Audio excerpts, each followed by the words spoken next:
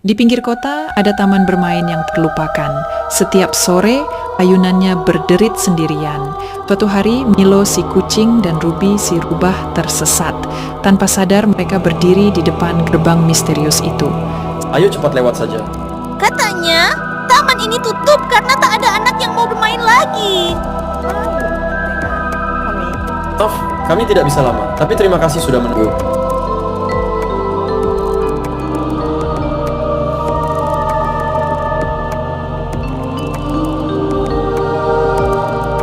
Sejak itu, taman itu tetap menunggu.